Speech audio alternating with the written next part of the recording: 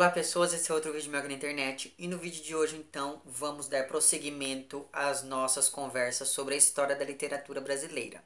É interessante a gente dar uma retomada para poder entender um pouquinho melhor o que acontece nesse período, né? Lembrando que esse é o período que o Antônio Cândido define como sendo o período que dá início ao processo de formação da nossa literatura, né?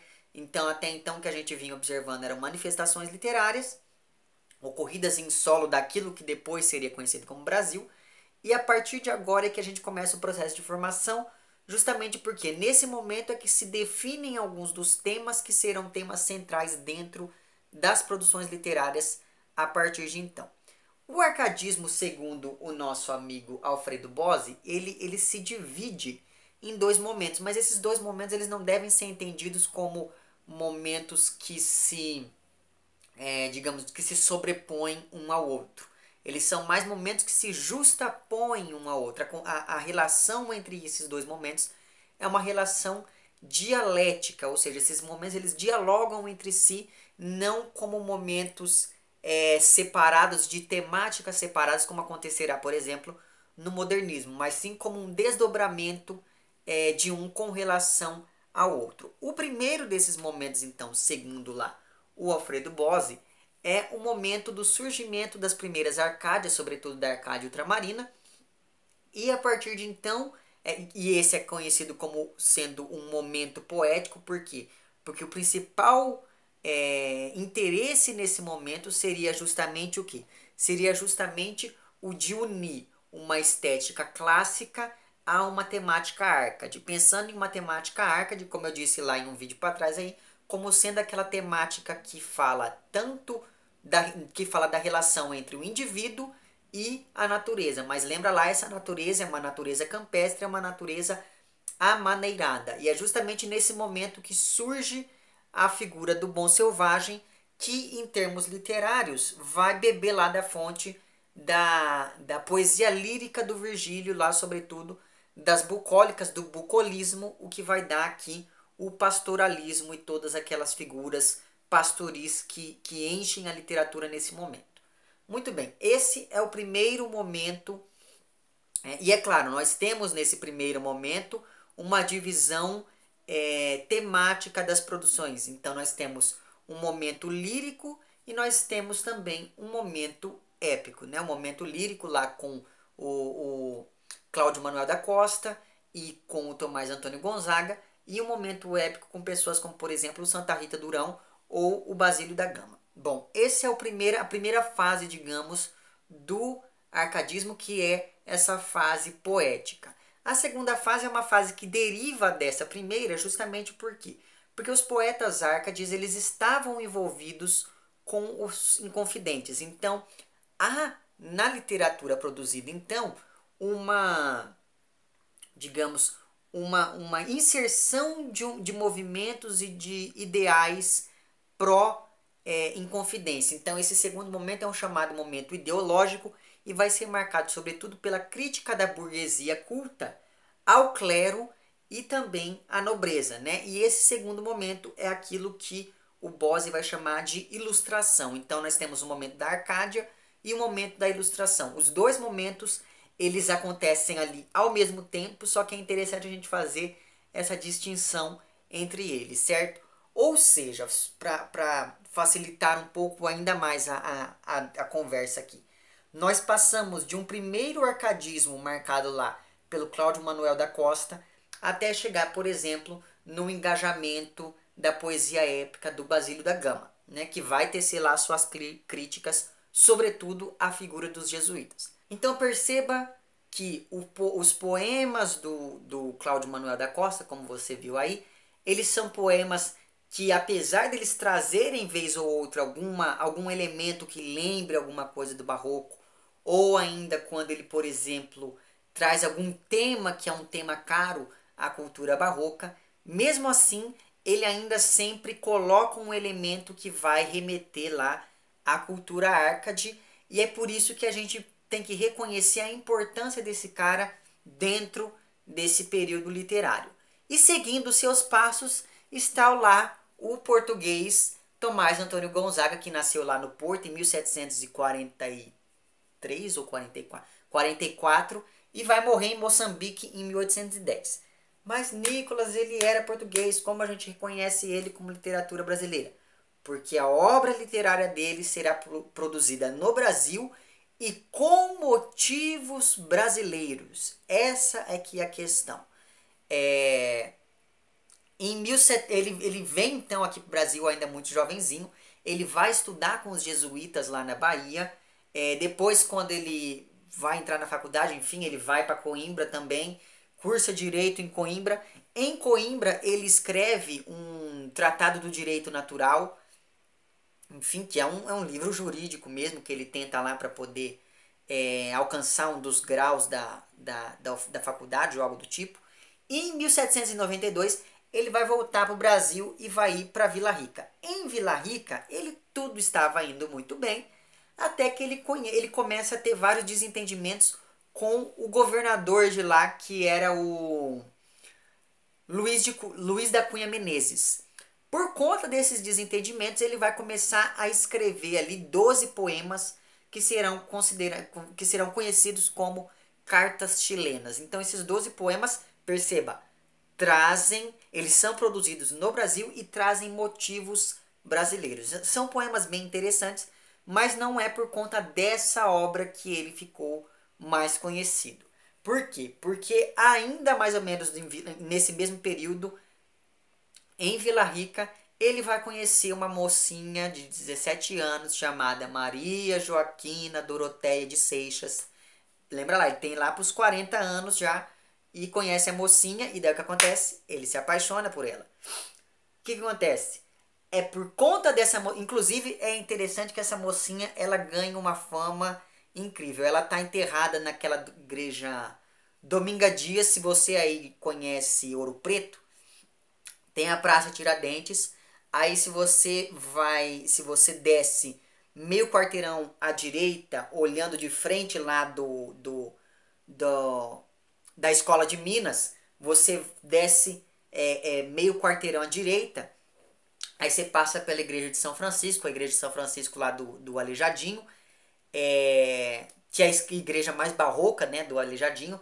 Na frente dessa igreja tem lá a casa onde morou o Tomás Antônio Gonzaga, que hoje em dia é uma biblioteca. Aí mais pra frente um pouco, nessa mesma rua, você encontra lá a casa onde morou essa mocinha, que seria ali, que daria origem, digamos, que seria a musa inspiradora de talvez a maior figura literária da nossa literatura, que é a Marília de Dirceu. Então perceba que depois que ele conhece lá a Maria Joaquina, ele acaba sendo delatado, o Tomás Antônio Gonzaga, ele acaba sendo delatado como inconfidente, passa 3 anos preso, depois ele é deportado para Moçambique. Em Moçambique ele vai conhecer uma moça chamada Juliana Mascarenhas, e com ela ele vai se casar e vai viver lá o resto da vida. Bom, qual é a importância do Tomás Antônio Gonzaga? Porque ele, apesar do Cláudio Manuel da Costa ser o pioneiro, o Tomás Antônio Gonzaga é o principal poeta Arcade. Por quê? Tanto pela adesão e adequação da sua poética ao projeto Arcade, mas também e principalmente por conta da construção das suas poesias. A poesia do Tomás Antônio Gonzaga é uma poesia realmente Arcade, no sentido de se contrapor, de construir-se de modo a se contrapor à cultura barroca, a todo o hermetismo barroco. E a poesia do Tomás Antônio Gonzaga, ela vai ser um reflexo tanto de uma crise amorosa, quando a gente pensa lá na primeira parte do Marília de Dirceu, mas também de uma crise política quando a gente pensa na segunda parte, né? Porque a Marília de Dirceu, então, é um livro de 1792, inclusive foi um dos primeiros livros de literatura a ser publicado no Brasil, e foi um sucesso enorme, obviamente. E daí o que acontece?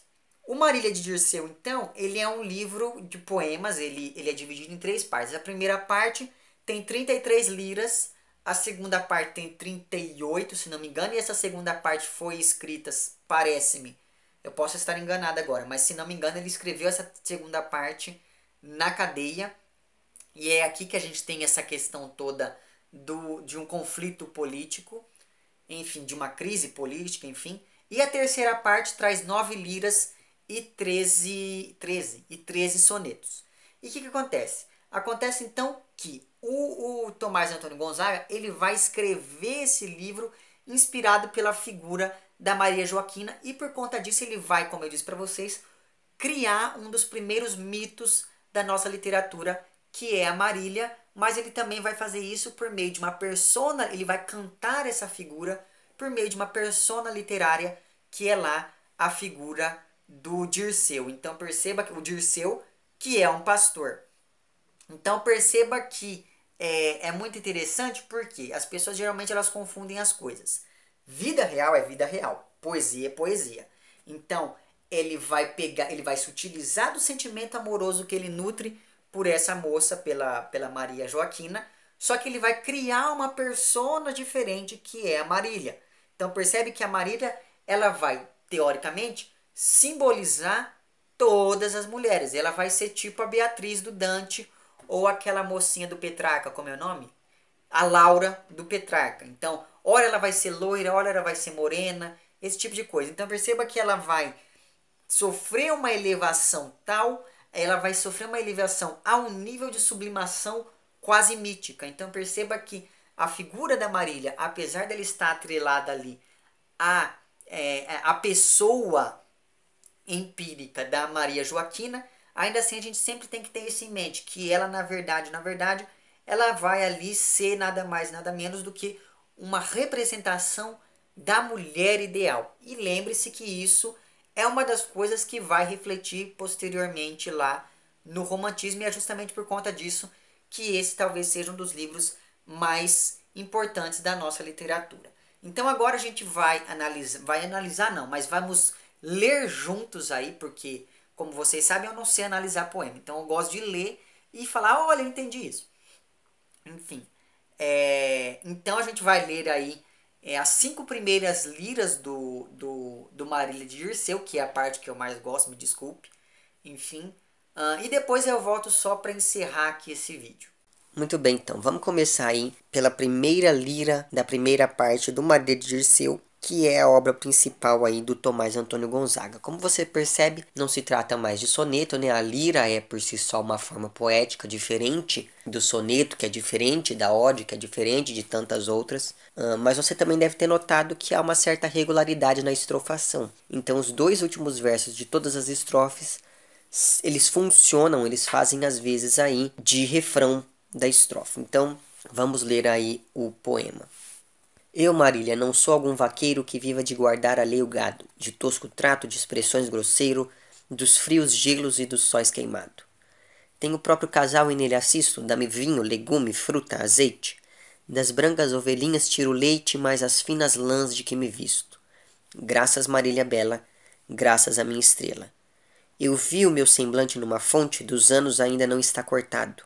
Os pastores que habitam este monte com tal destreza tocam a sanfoninha, que inveja até me tem o próprio Alceste, ao som dela concerto a voz celeste, nem canto letra que não seja minha. Graças, Marília bela, graças à minha estrela. Mas tendo tantos dotes da aventura, só apreço lhes dou, gentil pastora, depois que teu afeto me segura que queres do que tenho ser senhora. É bom, Marília, é bom ser dono de um rebanho que cubra monte e prado. Porém, gentil pastor, o teu agrado vale mais que um rebanho e mais que um trono. Graças, Marília bela, graças à minha estrela. Os teus olhos espalham luz divina, a quem a luz do sol em vão se atreve. Papoulo rosa delicada e fina te cobre as faces que são cor de neve. Os teus cabelos são os fios d'ouro, teu lindo corpo bálsamos vapora. Ah, não fez o céu gentil pastora para a glória de amor igual tesouro. Graças, Marília bela, graças à minha estrela. Leve-me a sementeira muito embora o rio sobre os campos levantado. Acabe a peste matadora sedenchar uma reza o nédio gado. Já destes bens, Marília, não preciso, nem me segue a paixão que o mundo arrasta. Para viver feliz, Marília, basta que os olhos movas e me des um riso. Graças, Marília bela, graças à minha estrela. Irás a divertir-te na floresta, sustentada, Marília, no meu braço. Ali descansarei a quente cesta, dormindo um leve sono em teu regaço. Enquanto a luta jogam os pastores e emparelhados correm nas campinas, tocarei teus cabelos de boninas, nos troncos gravarei os teus louvores. Graças, Marília Bela, graças à minha estrela. Depois de nos ferir a mão da morte, ou seja, neste monte ou noutra serra, nossos corpos terão a sorte de consumir os dois a mesma terra. Na campa, rodeada de ciprestes, lerão essas palavras os pastores. Quem quiser ser feliz nos seus amores, siga os exemplos que nos deram estes. Graças, Marília Bela, graças à minha estrela.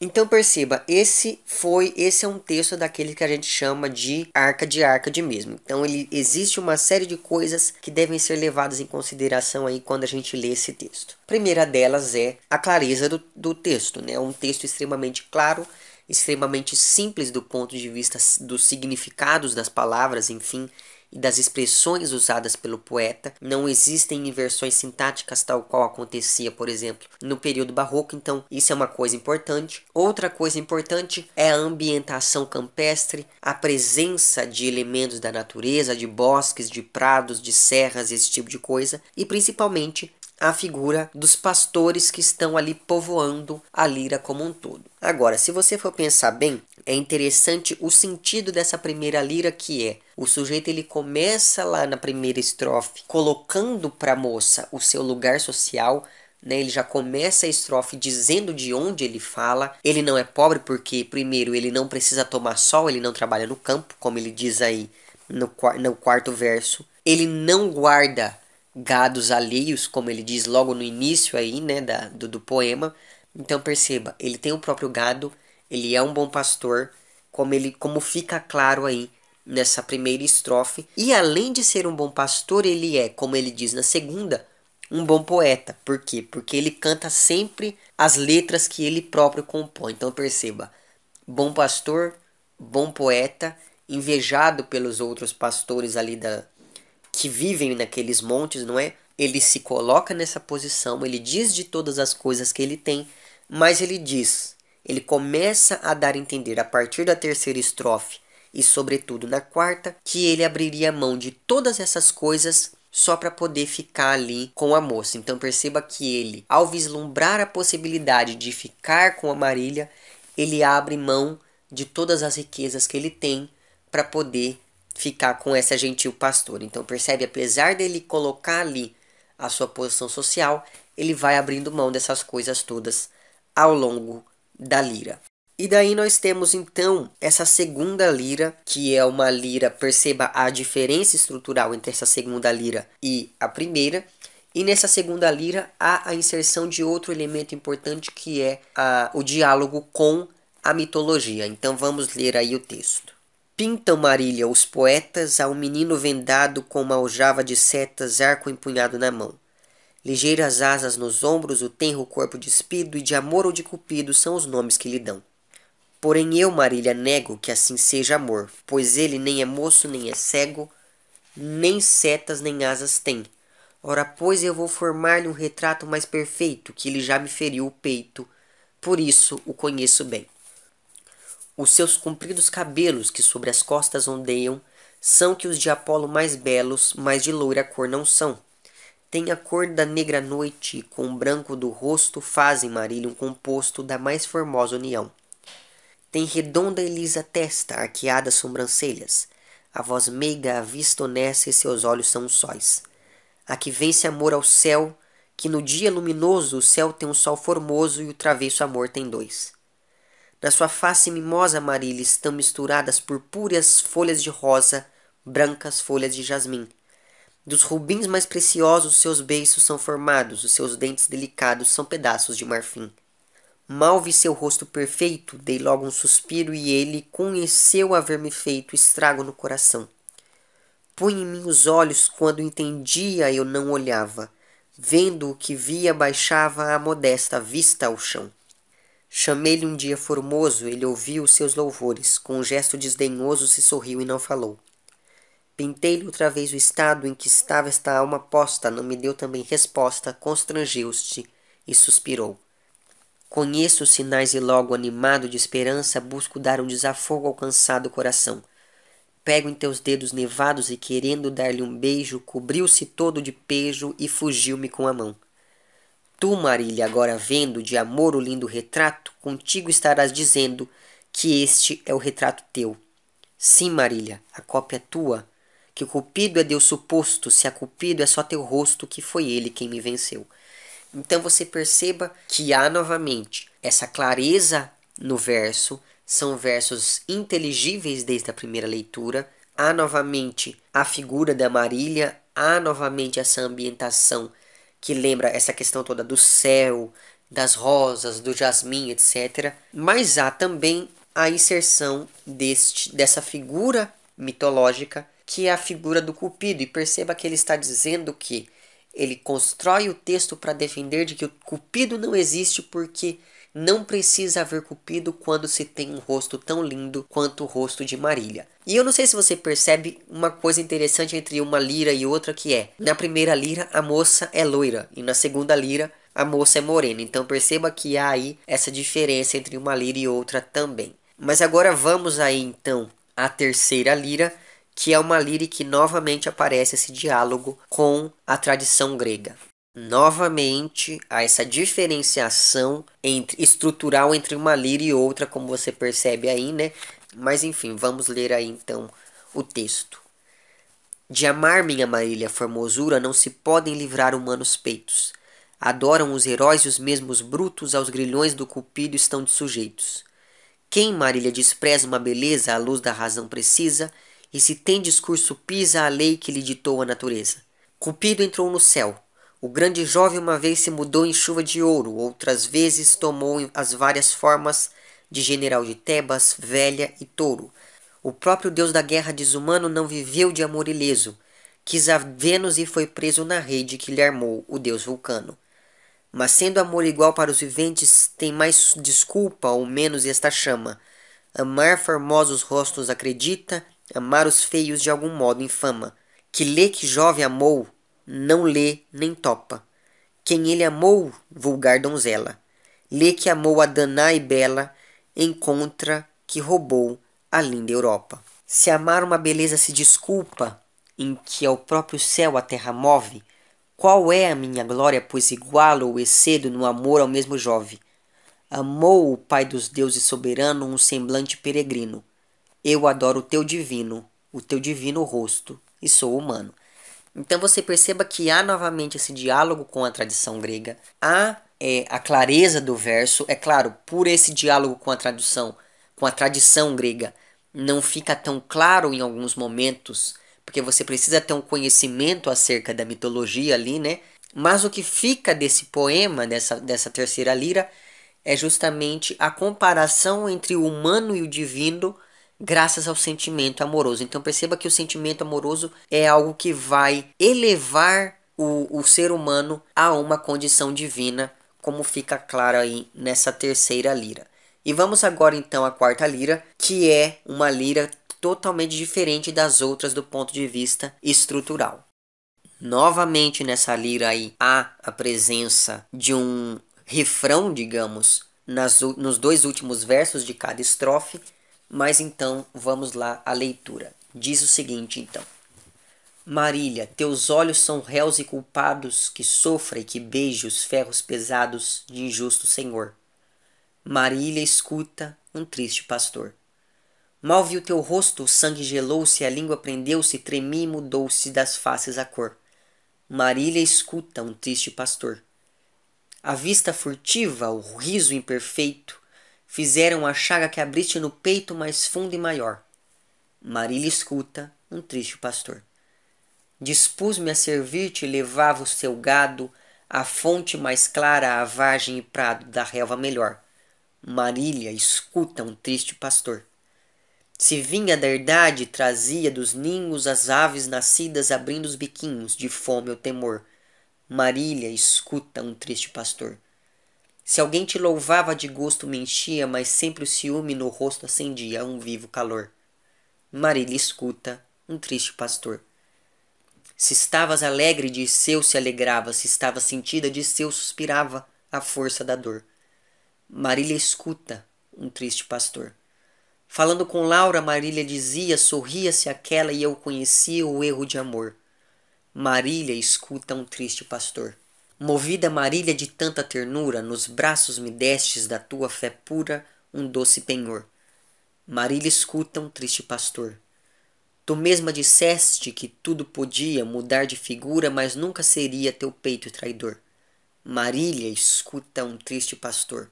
Tu já te mudaste e a faia frondosa onde escreveste a jura horrorosa tem todo vigor.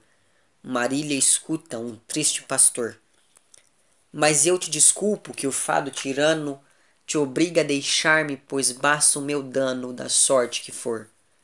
Marília escuta, um triste pastor.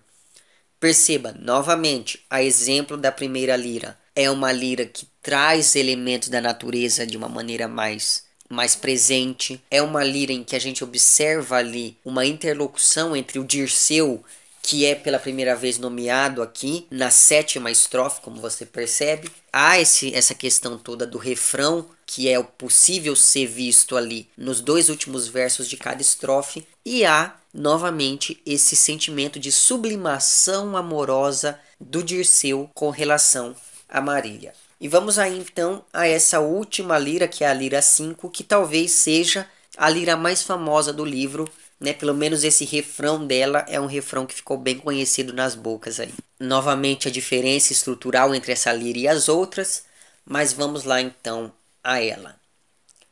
Acaso são estes os sítios formosos aonde passava os anos gostosos? São estes os prados aonde brincava enquanto passava o gordo rebanho que ao seu me deixou? São estes os sítios, são estes, mas eu o mesmo não sou. Marília, tu chamas? Espera que eu vou. Daquele penhasco um rio caía. Ao som do sussurro que vezes dormia, agora não cobrem espumas nevadas as pedras quebradas. Parece que o rio o curso voltou. São estes os sítios, são estes, mas eu mesmo não sou. Marília, tu chamas? Espera que eu vou. Meus versos alegres aqui repetia, o eco das palavras 3 vezes dizia, se chamo por ele já não me responde, parece se esconde, cansado de dar-me os ais que lhe dou. São estes os sítios, são estes, mas eu o mesmo não sou. Marília, tu chamas? Espera que eu vou.